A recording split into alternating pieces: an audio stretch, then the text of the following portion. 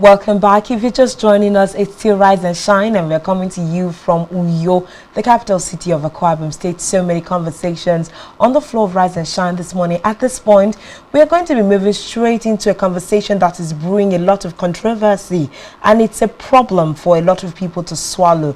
Talking about the new water bill that is making the rounds in the 9th Assembly as of now. Of course, these are things that we need elder statesmen to talk about, and this morning in our studios we have His Royal Majesty Edidem Dr. Eded Akpan Inyang, Paramount Ruler Itu Local Government Akwa Ibom State and Chairman Open Forum Advisory Board. Good morning, Your Royal Majesty. Good morning. Good morning, sir. We also have His Royal Majesty Odidem Basi Etumedet, Paramount Ruler of Udong Uko and Co-Chairman Special Collaborative 8th Open Forum Town Hall Meeting. Good morning, sir. Thank you. Good to have you on the show this morning.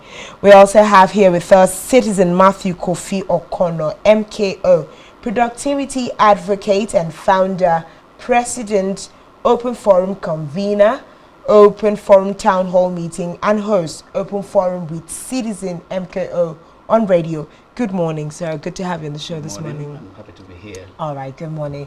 So, quick conversation. We'll run straight into it. I think a good place to start is the fact that we've had a lawyer of the Federal Republic cry out that the silence of royal fathers in the South against the water bill is no longer golden. And it's an honor to have royal fathers sit on set with us this morning to talk about the issue. So I'll start with you. Sir. What is the stance of the royal fathers in Akwa Ibom State with regards to this water bill? I think we should start with His Royal Majesty Odidem Basi Etumedet. Just go ahead and tell us. Well, about 2 days ago we were here, and definitely we are not being silent over it, because the Open Forum brought us together, and we look at the pros and cons of the National Water Bill that was being resubmitted in the National Assembly. The whole thing is that it is no more comfortable, because the bill is really aimed at one Akwa Ibom and then the Niger Delta and the states that has a coastal state with water. Because when you look at it, we have the bodies of water is more of the south. So if during the period that we're talking about the oil dichotomy, and then we manage at the end of the day, that was abrogated, and they start paying 13%. So the reintroduction of this bill is to take away the 13% from us. And that will create a lot of problems. So we at the state, at the Royal Father, we are not taking it kindly, because we are ready to make sure that such bill does not see the light of the day. Because the bill is anti-Akwa Ibom and other coastal states, and it is very obnoxious and oppressive. So at the end of the day, we are saying that everybody is no more a matter for the Royal Father only.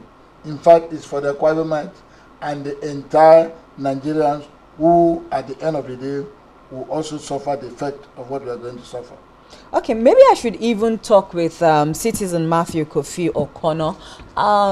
Maybe someone listening to us now might not even know the intensity of this national water bill and know exactly why we're seated here and why stakeholders like you are kicking against this particular bill. So in a nutshell, just tell us, what does this national bill, if passed into law and assented to by the president, what does it mean, and how will this affect us as a people? Thank you very much for having me and the Royal Majesties. First, I want to commend Spectrum TV the idea of Spectrum TV in this part of the world has given us a voice globally. And the interest of the station has added value to the efforts of Open Forum and the Royal Fathers and other coalition groups. It's not just the Royal Fathers. We have about 30 coalition groups. I don't want to start mentioning because I won't be able to name all of them. But the most prominent socio-cultural organizations and NGOs collaborated to host that town hall meeting.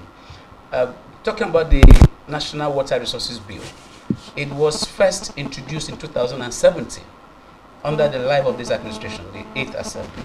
And between 2017 and 2021, it was thrown out twice. And shockingly, I think that was June 30th, 2022, information filtered that that bill has been thrown out twice, has been brought back. And it's a clear sign that the promoters of that bill are aliens to reality, because people cannot, in this very level of our consciousness, plan to enslave millions of Nigerians and further throw millions, tens of millions into poverty. Currently, by government official figures and data, we have 133 million Nigerians who are in multi-dimensional poverty. Okay. And that class, for now, may not even include some persons in the riverine areas who are still making ends meet because of that's their source of livelihood. Then for anybody or group of persons to plot that the means of livelihood of people that survived through water bodies should be taken away from them and given to the center to control. Mind you, the Land Use Act, land is under the states. The governor holds the land in trust, and you cannot separate water from the land. And then, like Odidem said, the 13% derivation, Akwa Ibom is earning 13% derivation from offshore. That means the body of water that adjoins the land, even at that, it is very low. The calculation is not even satisfactory. But because some of these things, when they happen, those who are supposed to be in the know, they are not interested. Those who don't know don't even know at all. But we in Open Forum, we are non-state actors that are not non-violent. We try to bring intellectual content. We try to bring leaders, what we call servant leaders, and real leaders who are citizens. And among these citizens are the Royal Fathers who, by our rating, they are natural rulers, they are permanent leaders. And nothing should happen. Okay, now just quickly break down the bill. What Yes. does the bill say? Is the bill saying we are going to take your water, your sources of water, or what exactly is the bill saying? So that people can understand the intensity of this bill and also appreciate the fight that you are fighting right now. The first thing we must know is the title of the bill. The title of the bill is A Bill for an Act to establish a regulatory framework for the water resources sector in Nigeria, provide for the equitable and sustainable development, management, use, and conservation of Nigeria's surface water and groundwater resources, and for related matters. And a quick one, you go to Section 2.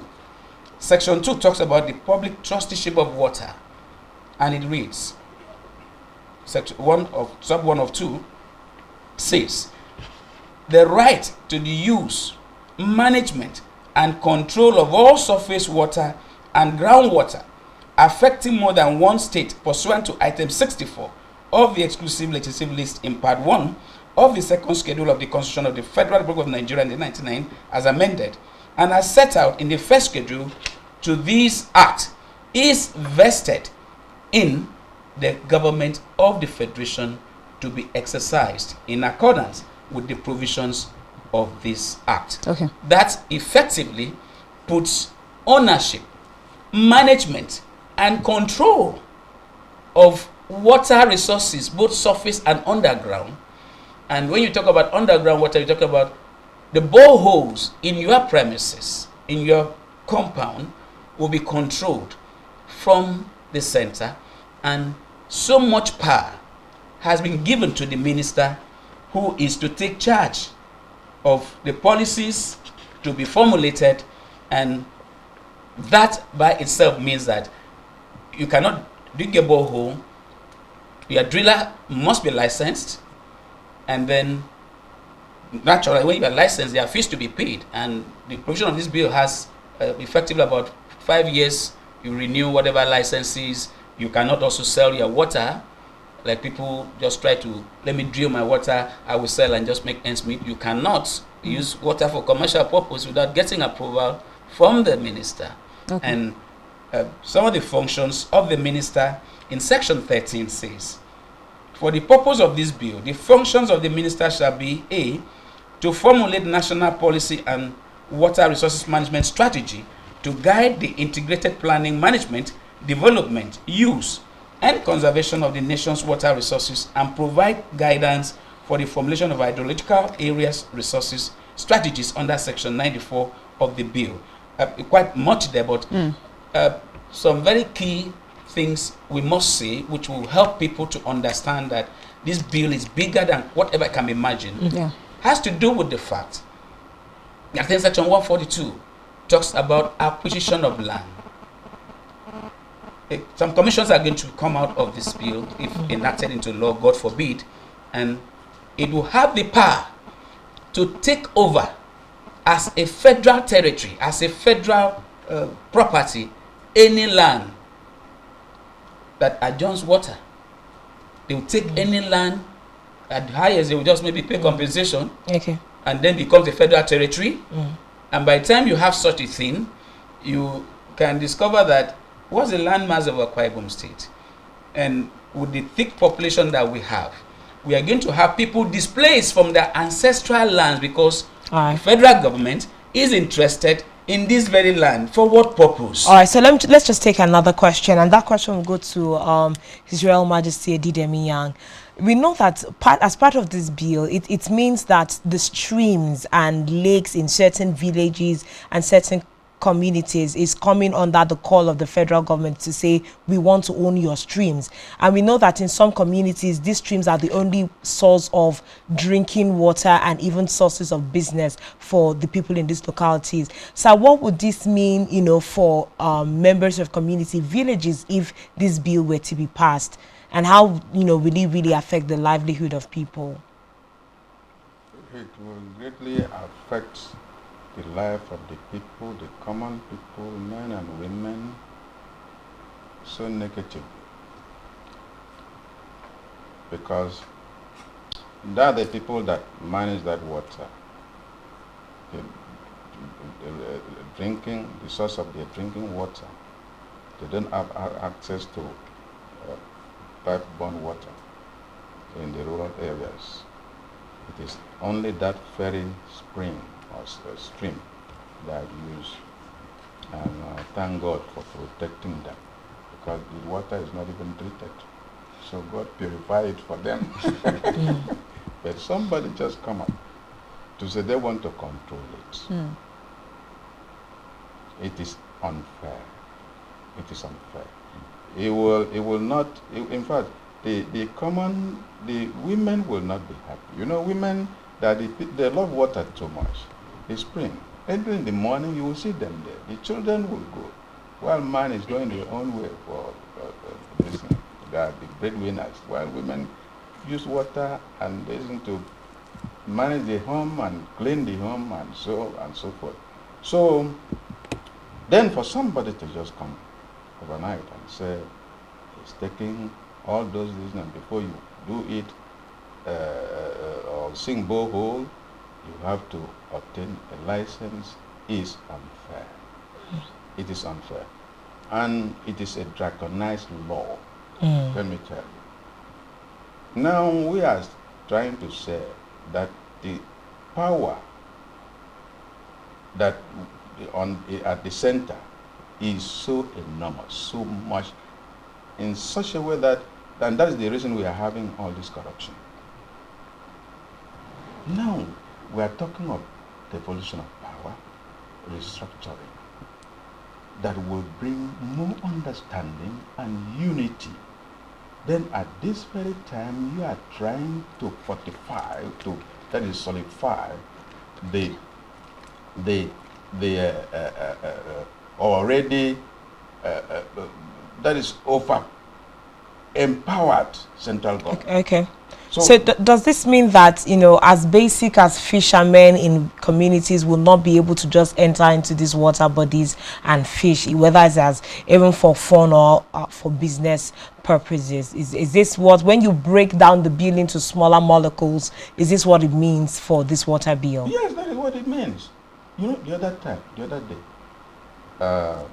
I saw a paper from one ministry that that coming to license every boat, fishing boat.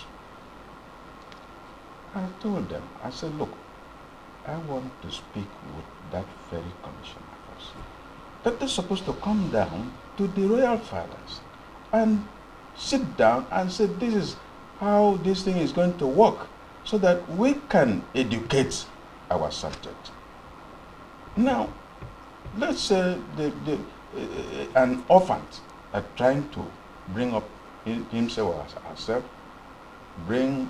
manage to get boat and net and so on.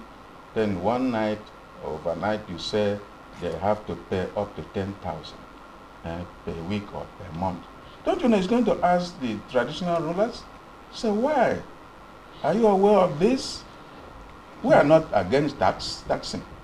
Tax is meant for development. That is, they use that money to develop. Everybody knows, the educated people know about it. But those people, you have to educate them. Okay, so let's just, because of time now, because our time will soon be up. I like the fact that, you know, we have stakeholders that are sensitive to some bills that they think is anti-people, okay? And I like the fact that His Royal Majesty Dr. Edith Akpan has also been able to even bring in the issue of restructuring, which has been a major issue across the country. But let us also see, is it just that it is only the open forum that is pushing against this bill? Is there some collaboration with the state governments at different levels, or is just an individual fight here? Well, thank you for that question. You see, every society you have people that were made for a purpose. By the grace of God, I'm the founder and president of Open Forum, and that's because I've discovered my calling in life. I try to add value. A number of persons, if we are not into partisan consultation. So I wanted to ask if your calling was to push for the end of the bill of no, of water we are resource. into a lot of things. Yeah. We are into so many things, but it has to do with minding details and working with institutions to help institutions. Okay. But you discover that since the advent of democracy, I keep saying it, democracy has not added value to the lives of the people and even the communities, because some people have become emperors, territorial lords. They keep recycling themselves in the system, and you can hardly penetrate if you are not part of what is going on. But for me, I'm somebody that can swim against the tide, and trying to come out with something that is different, something that will not put food on your table, but rather maybe alienate you. You know, that is strange. So since it's a calling, we're pushing on without support. Apart from the kind of support we have, it's not easy. So is it that the government of the day is not also kicking against this particular national water resource bill? Are they in support of it, or they are not in support of it? Yeah, the quick one I want to take on that is that, as far as Okwem State is concerned, when we had the town hall meeting before the press conference, one of our speakers had quoted His Excellency Governor Emmanuel as having condemned the bill. Okay. But I can tell you that if I ask you now, you're in the media, do you have any tape to that effect? Have you read that in the news? You may be shocked that you've not heard about it. So, how do we throw up this thing? We can't allow everything to the governor or to government. After all, power belongs to the people. And where people mind their details, like these royal fathers, they are the custodians of everything, even the land, the water, the people. They are answerable. Everybody should go to them to, you know, because they are the custodians of these things. But when people bypass, because when you talk about leadership now, everybody talks about, oh, we have unit leader, world leader. Our politicians who are just So for you, you're themselves. in doubt of whether the government is for or against the bill? No, I'm not in doubt. What I'm saying is that, like I've challenged you, I'm not sure you've ever read anything from the state government. You never can tell. On official position. Yeah, I read a lot, but I've just told you that His Excellency has been quoted to have condemned that bill, and his brother Governor Tom has called it evil. The Swiss Senator Emmanuel Bogesien, who is the national chairman of PANDEF and who was the chairman of the 8th Collaborative Town Hall meeting of Open Forum, has spoken about it. They have condemned it.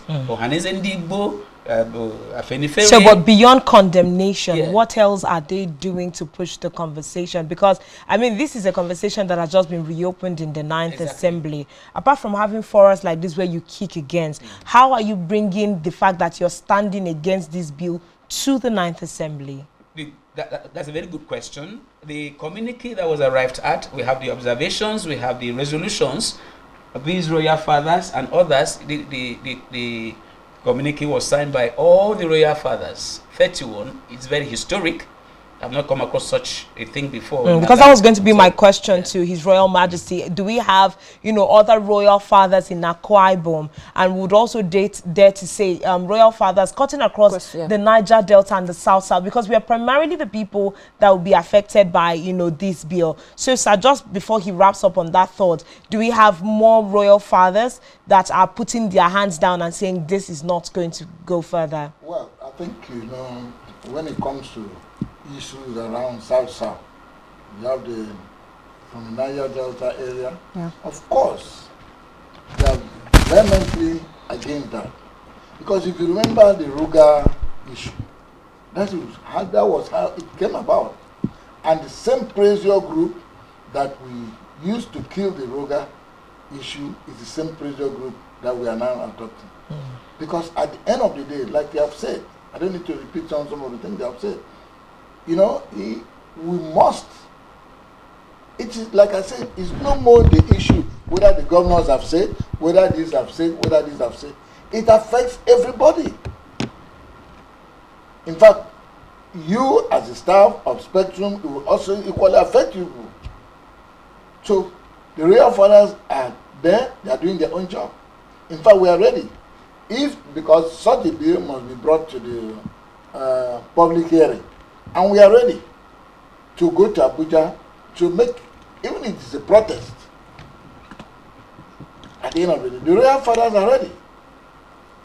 So, don't be in doubt what the royal fathers are doing. It's very positive. Because this bill must not see the light of the day. Because it has come to enslave us, and we cannot allow that. Okay. All right, so let's just get back to strategies on getting, the 9th Assembly, the Houses of Assembly, the Senate to, to see the standpoint of, royal fathers and even Nigerians, why this bill cannot, see the light of the day. We have about just 2 minutes to wrap up our show. So let's see, what are your strategies to take this beyond having this kind of conversation? How are you going to get the National Assembly to buy into this? Thank you very much. A very quick one. His Majesty has said the royal fathers are set to protest. Officially, it's documented here, it's signed, but it's a process. We are non-violent people, and that's why our youths have not gone on the streets, because this is very annoying. We cannot be alive. We cannot be alive, and this happens. So we are meeting with His Excellency, and we are hoping to have meetings with the National Assembly members representing us, and we are encouraging them to reach out to their counterparts across who are of sane mind, who are patriotic, who will not allow enslavement in this very era of our time. Okay. So that process, we solicit your understanding that from time to time we need to update you on the progress we are making. Hopefully by next week, the royal fathers are going to raise their voices to the right quarters, and then we'll move from this level of letting the people know to talking with the critical stakeholders. A number of them are not even aware. All right, thank you so much. Like we would always say for labor, a luta continua. The struggle still goes on, but I want to say a very big thank you to you, His Royal Majesty, a DDM Dr. Edith Akpan Inyang, who is Paramount Ruler, Itu Local Government, Akwa Ibom State, and Chairman, Open Forum Advisory Board. Thank you so much for coming on the show, sir.